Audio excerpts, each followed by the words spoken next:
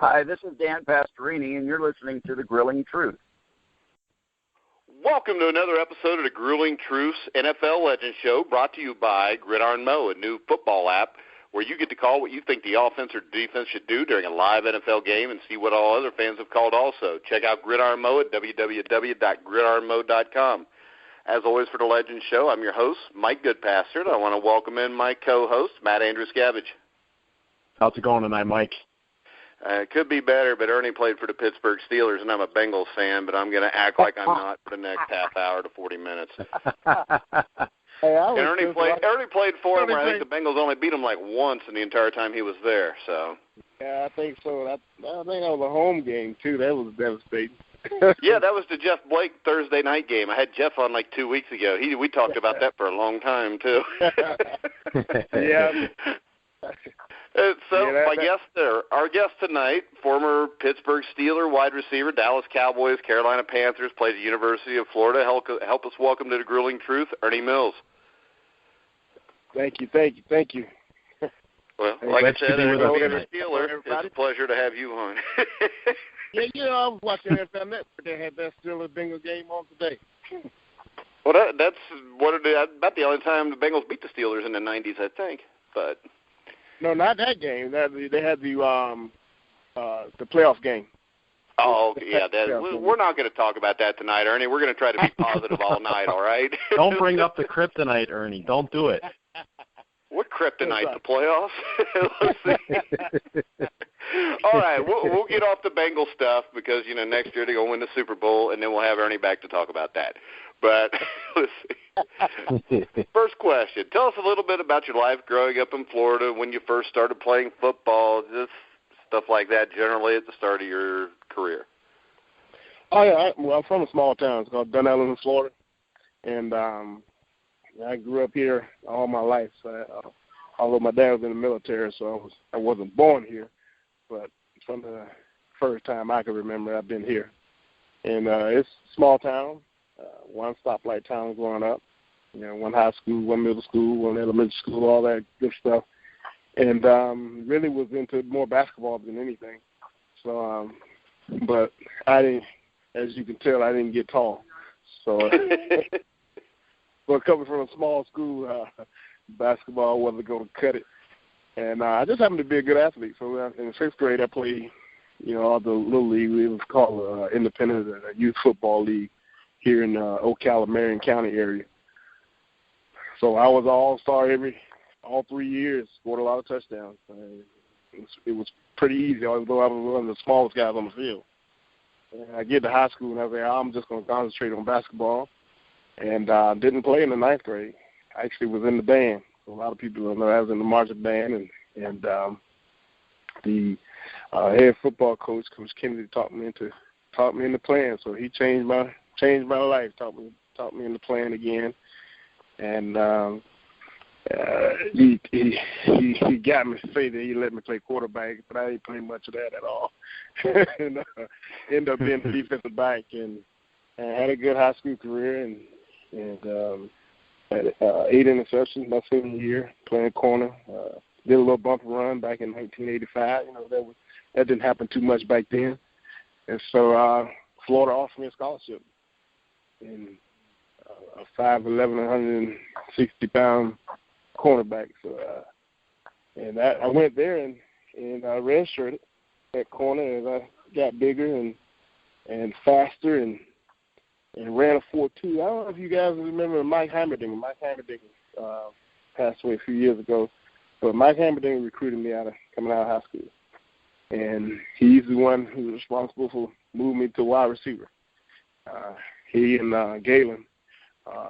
And once he left, Galen wouldn't let me go back to DB. So so it was so I was stuck at receiver, and I just made the most of it. I started working at it, and I ended up having a good college career and a really good senior year when Spurrier came in. And he just opened up the offense, and, man, I was like, man, I wish he was here 3 years ago with this offense. But I ended up getting a chance and got drafted in the third round by the Steelers. And, and then the career was. Hey, Ernie, real quick, I don't want to interrupt you, but you're answering all of our questions with us not saying anything. You're going through all of them. I was waiting on y'all to cut in. Well, we don't cut you that. off. I mean, we don't cut anybody off, which is why people want to come on our show, because we're not interrupting them all the time. Yeah. I was about to just put it on speakerphone and let you go. Yeah, that's how I have to remember it in success, so it don't throw me off too bad. Matt? Well, you talked a little bit about the first couple of years when you're at Florida. When you said when Steve Spurrier got there, everything kind of took off. You want to talk a little bit about what Coach Spurrier did to change the culture of the Gators? Well, the Gators had a good tradition, and Galen did a great job, and Charlie Pell started everything off really with the guys that he brought in, starting with the Wilbur Marshalls and those guys, and then they had a successful run of running backs with James Jones, Johnny L. Williams, Neil Anderson, and Lorenzo Hampton, and all those guys. So I kind of grew up watching those guys and had some relatives, Ricky Eastman and Vito McKeever, who played in the defensive backfield, and Roger Sibble, and all of them were from my high school. So when you come from a small high school and those three go to the Gators, I became a Gator fan and ended up being a corner and DB just like the three of those guys. And those guys won 2 straight state championships. So that's what got me into football and growing up and watching those guys play. And when I got to Florida and playing corner, and then they moved me before my redshirt freshman year, that last week of spring practice, they moved me over to wide receiver. After a lot of receivers got hurt, see what I can do. And so I played. I ended up starting 6 games as a redshirt freshman. Emmett was there as well, so we were a running team. And you can't go wrong handing the ball to Emmett, so we were running a team.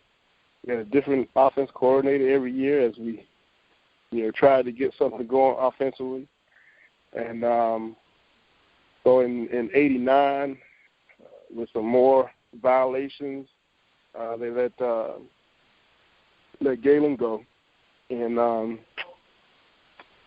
so when we were at the bowl game, we found out that Spurrier's coming. And we all know he was the Heisman Trophy. I've been there for 4 years, so I knew he was the Heisman Trophy winner, and I'm waiting to see what he's going to bring to the table and what he's going to do. And when he got there, he made the game very simple for us. He taught us a lot. He taught the whole offense a lot, and it went from us being a defensive-minded team in a running game and being conservative and trying to turn the ball over to an offensive-minded team. And we knew exactly, even in practice, because when he got there, before he got there, if the offense had a bad practice and the defense had a good practice, it was still considered a good practice. And we had a very good defense in those years. And then when Spurrier got there, if the offense didn't have a good practice, it wasn't a good practice. And so you can see just by the mentality of his mindset and how competitive he was. And, some thought it was arrogant, but he was just so competitive, and I never thought about it as being cocky. I just thought about he was just confident in what he was doing and confident in what he can do from the offensive side of the ball and as a head coach. And you talk about him as a head coach. I mean, before he got to Florida, he turned Duke into a team that was going to bowl games. You want to talk a little bit about his offense and what the difference was between that and what you were running before? Well, we literally is pretty close to 50-50, whereas before we probably ran a lot more. I like to say sometimes offensive coordinators can get conservative in the game, and they'll run on first and second down and throw on third. Well, guess what? On third down, everybody in the stadium know you're throwing. And to be good at a passing team, you got to run some of the same routes over and over again. And once the defense figure you out, they know what routes you're going to run, especially on third down and down the distance, and they can call defenses accordingly. Well, with Spurrier, you didn't know. You didn't know on first down we was going to run our pass. You didn't know on second down if it was 2nd and 8, you still didn't know if we was going to run our pass. You thought we was going to pass it, but he might throw a draw in there. So his play calling was not predictable. And the SEC at that time hadn't seen anything like that. The guy that can pick apart defenses, which is supposed to be a very physical defense, and we still was able to play physical along with that style of play. Because it wasn't like they called it the fun and gun, but it wasn't like we just dropping back there winging it. His practices are very precise. We had to be, as wide receiver, we had to be at certain places at certain time. And Shane did a good job of transferring that in and throwing the ball to a spot. And it was our job as a receiver to get to that spot. And I loved it. I loved it. And that was a big difference. And from coming from a defensive back, I understood coverages. So when he's explaining how to attack the coverages, it just meant so much to me to play under him and understand. And I probably got a grasp of it a little faster than some of the other receivers at that time. But that was only because I was at corner and understood what he was saying and a little clear. And then once they learned the offense, and you see it started for me, they had a string of receivers that were all SEC receivers. So it just he brought this from Duke, and he brought the system in. He used to show us the Duke film. And Clarkson Hines was one of the guys who would show his film constantly. So we watching him, and when we watching Clarkson Hines make the plays that he made going into the season, we knew he was going to make plays. Just by watching the plays that he making and the system and the way that it rolled, and how you put the athletes that we had on that field into that system, and we knew we could do some prosperous things. Right.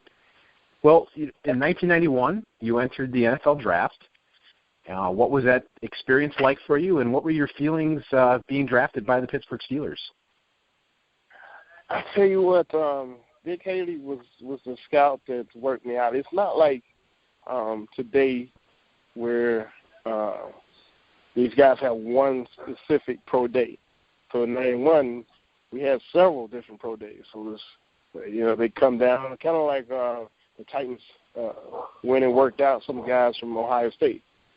It wasn't an official pro day of Ohio State. The Tennessee Titans just recently went and worked out some of those players.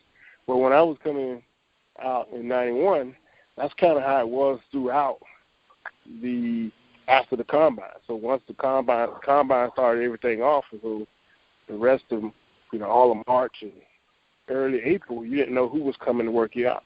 So this one particular day I'm working out, and we actually finished the workout, and Dick Haley was just coming up. I guess he was coming from another school, but he was just coming up, and he wanted me to run like 2 or 3 routes. Can you run 2 or 3 routes? I'm like, we actually walked. I'm on the parking lot, the O'Connell Center parking lot, walking back over to the field, to the stadium, and he's walking up. He said, "You got a quarterback?" And just so happened I had a quarterback there, and he said, "All I need to do is run 2 or 3 routes." And I ran those couple of routes, and he walking back to the stadium after those 2 routes. He talked to me, we talked, and he's got to know me just in the walk back. And that really was the last time I heard from the Steelers. I didn't hear anything. I didn't even know how interested they were. It was no different than I didn't know what team it was. I knew I had a good workout for the Redskins and Seahawks and some teams like that. Cowboys, I had good workouts for those guys, but I didn't know who was going to draft them. So only thing I knew was that I would get drafted. I just thought it was 12 rounds. So I didn't know where. I didn't know when, didn't know where. Wasn't getting enough attention to believe that I was going to go in the first round. But I knew it could be anywhere from second to 12. And so when I got that call that night from Coach Payne and Chuck Noll and Dick Haley, when I got that call, it was a surreal moment because my brother, he and I had rivals growing up as kids, and he was a Steeler and I was a Cowboy, so it was ironic I get drafted by the Steelers. All right, you talked about, Chuck Noll calling you. It ended up being legendary Chuck Noll's final season What do you remember about Coach Noll as a coach in his final season? I remember the biggest thing I got from Chuck is that he really stressed the game being played from the neck up and the waist down. He stressed that more than anything, and that's what I took away from him. And because for so long you're growing up and everybody's wanting to know how much you bench press and all these other kind of upper body weight room type stuff, and Chuck was so interested in what you did in the lower body, and your lower body strength, and how you bend and how you play.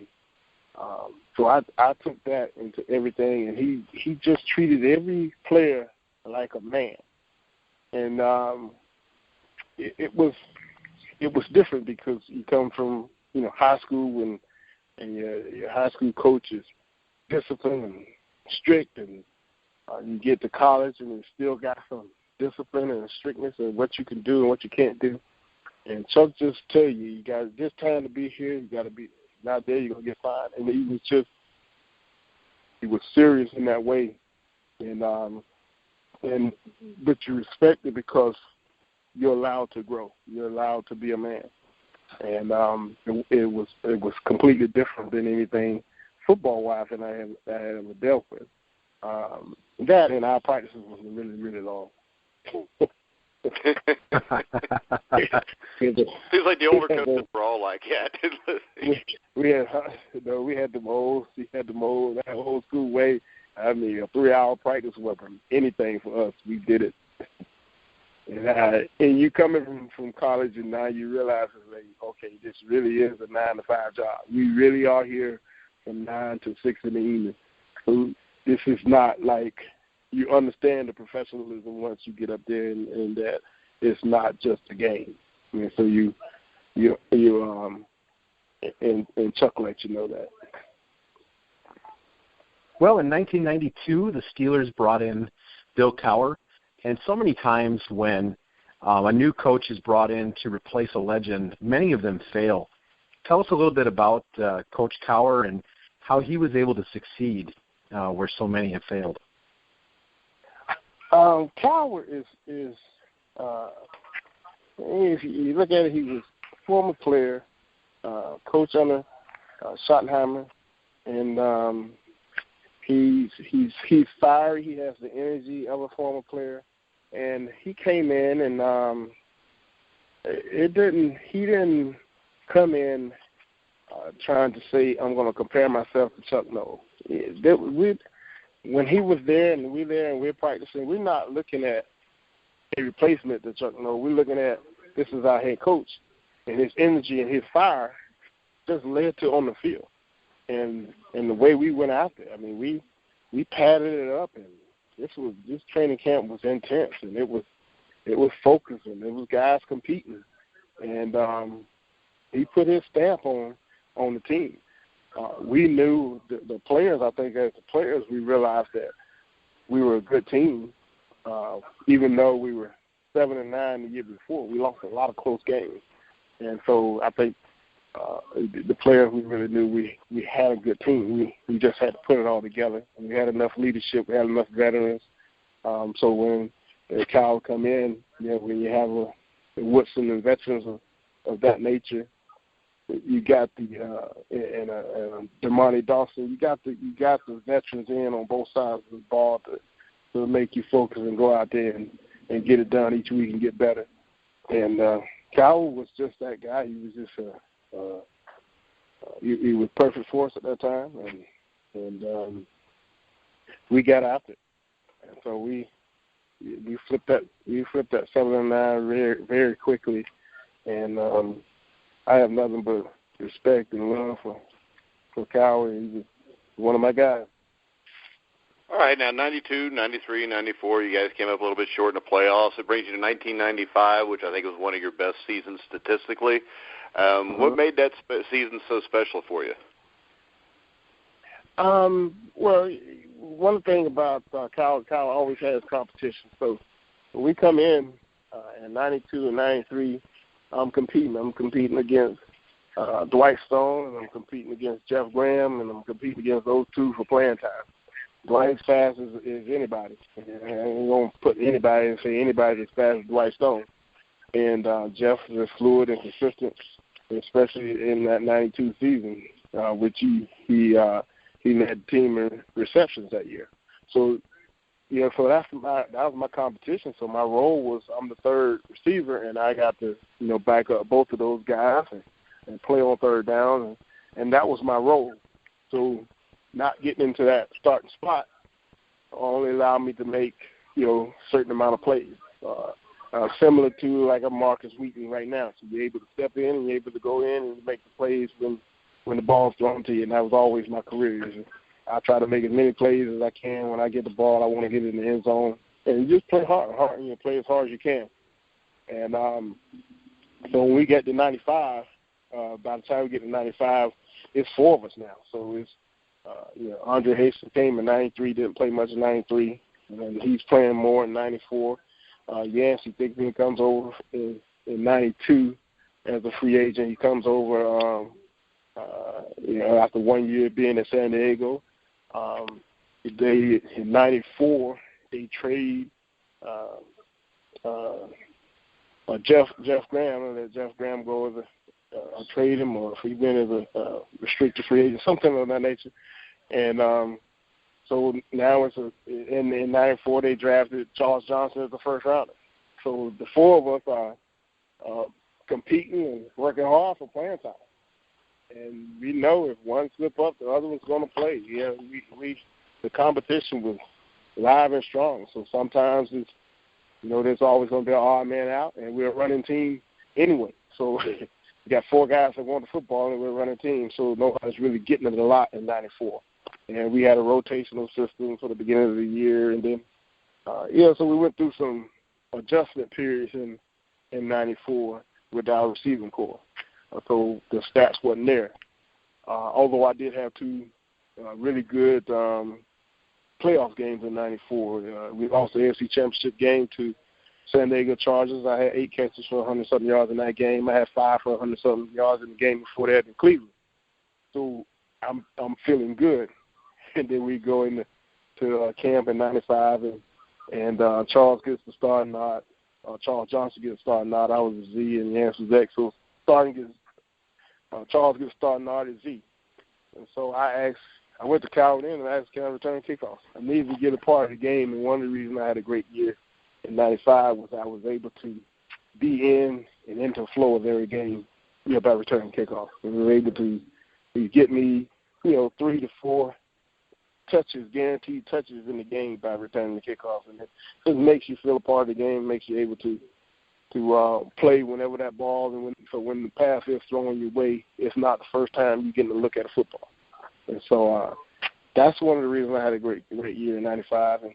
And then the last stretch of the year, the last 8 games, I got a lot more opportunities, scored a lot more touchdowns. 95 was my big year with the all the return yards I had and receiving yards and touchdowns. And so it was my greatest year. Was 95, and unfortunately ended up being the Super Bowl and tearing my ACL up in the fourth quarter. So as great a year it was, I was a few minutes away from being able to move on and probably being able to step up my career a little more. You talk about the Super Bowl in 1995, and all the receivers you guys had. Yourself and Charles Johnson, and then you guys also had Cordell Stewart. And I remember watching you guys in 95 a number of times, and it was a very balanced attack, and you never knew who was going to be making the big plays, and that kind of carried you to the Super Bowl. What was it like for you to step out, to finally get past the AFC Championship game after a few years in the playoffs, and to step on the field in the Super Bowl? Oh, it's the greatest game. It's the biggest game of any football player's career. To be able to play in that game is something you work every year. I was able to play 9 years and only was able to get to that game one time. And it tells you how hard it is to get to that game, how everything has to fall into place to get to that game. And so it's the biggest game of every football player's career. And for me, coming from a small town, one thing about it, I know everybody in this town, and everybody in the town knows who I am. So on that particular game, I can't go out there half-stepping. I got to be ready to play. So if not, people are going to say things about it, and my family and friends are going to say something to me about it, depending on how I play.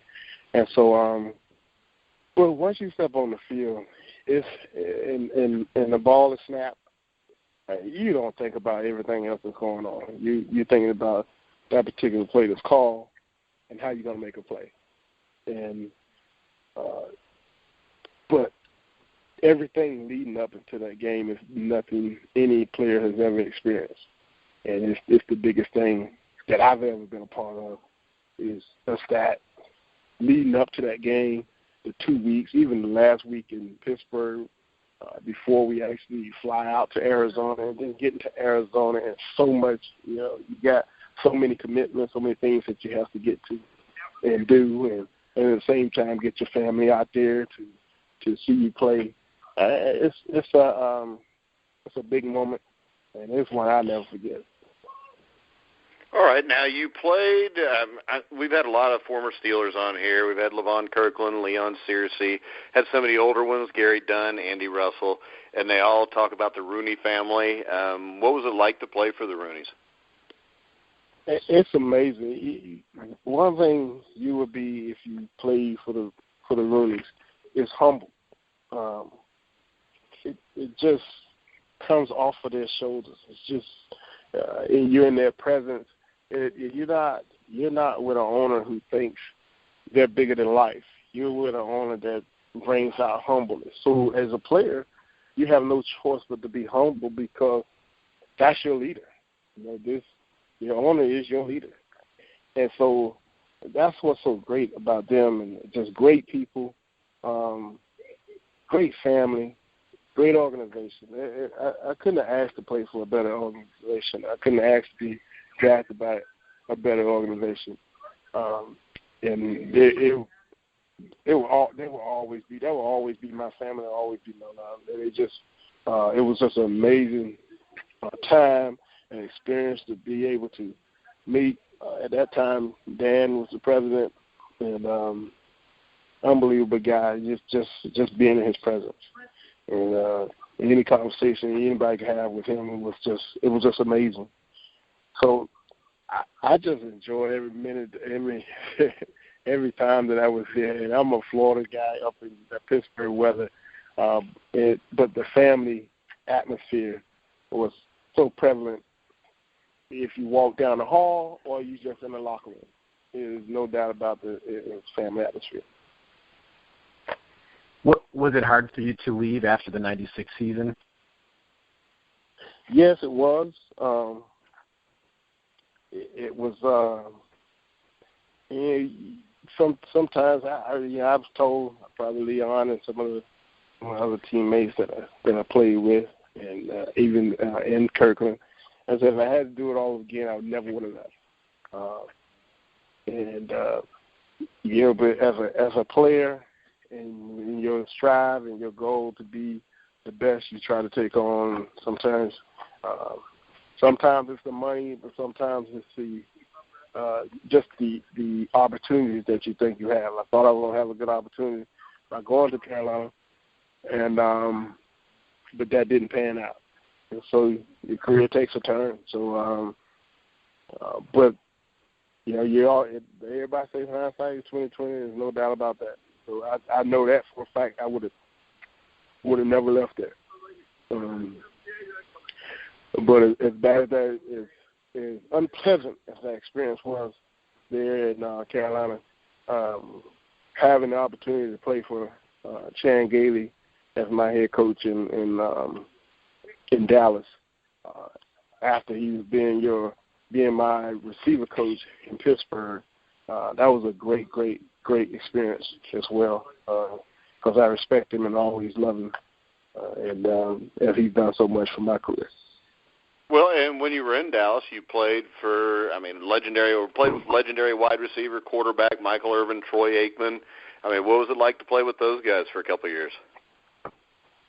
Oh, it's great. I mean, Troy's in the Hall of Fame. He's not in the Hall of Fame because he can't spin it. Man, he can throw a football. And, you know, by far the best quarterback I play with. Fortunately, it was my last 2 years, but his way he could throw the football was unreal. And, of course, I played with Emmett. I knew what I was going through with Emmett being there. Emmett and I played 3 years together at Florida. And, I mean, Emmett is one of the greatest guys I've ever met. So just to be there, I knew what to expect going there and being there with on the same team and on the same side of the ball with him. And getting to know Mike, I knew of Mike and we had met, you know, before. We didn't know each other that well until I got there and I got to know Mike. And did not know he worked that hard. It was unbelievable how hard he worked. And it was just amazing to be in that type of confidence. One thing that Spurrier had when he, as a coach, was confidence, and that's what Mike had as a player, just confidence. And it's just amazing how much confidence you can have as a player in the way that he had and approached the game, and in the same way that he worked on that football field, and just to stay in shape and how strong he was and how he lived in the weight room, and those are things that people don't always know and know what he put into his career. So being able to play alongside him and that talent, and you know, played a year with Billy Davis, and remember when Billy Davis played at Pitt, you know, when I was playing for the Steelers. So there were some people on the team that I actually knew and got a chance to meet, and some great players. I mean, some great. It was some of those guys were still there that won those 3 Super Bowls. So it was the talent was definitely there, and so it was a great experience. It was good to be there and to be with Chan Gailey once again. Well, after the 99 season, what were the circumstances that led to you retiring? Well, in the 98 season, I got hit. I missed the last 5 games. I actually missed the last 5 games the 2 years that I played there. I was having a really good season in 98. I actually had 4 touchdowns in the first 6 games, so I started off great with a bang. And then right before the Sunday before Thanksgiving, I took a blow to the stomach and ruptured my small intestine, perforated my small intestine. So I missed the rest of that year. Came back to play another year, and that probably should have been. I've never been the same after that hit, so that probably should have been it for me. But yeah, when you're playing and you got the adrenaline, you still think you can play, and as long as you can run as a wide receiver, you feel like you can play, because at that time, I'm 30 years old, I'm 31 years old. I'm a smart player now, so I can get open and win routes just by being smart. And so I came back and played that 99 season and dealt with a hamstring injury all year long. It was the first year of my I signed a 3-year deal, but it was first year of my 3-year deal, and so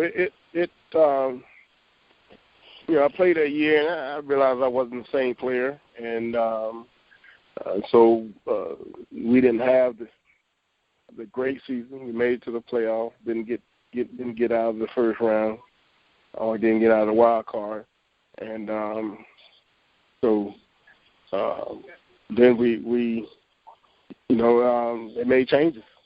They fired Chan after those 2 seasons, and we brought in Joey Galloway.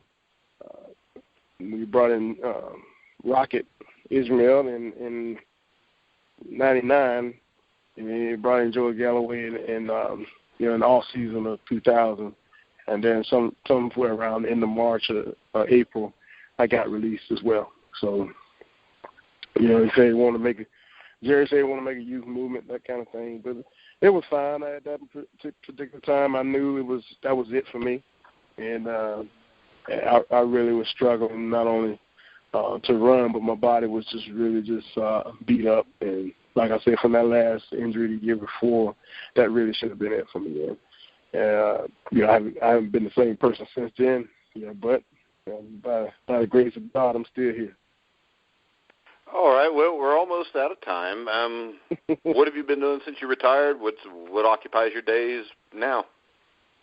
Now, I haven't been doing too much now.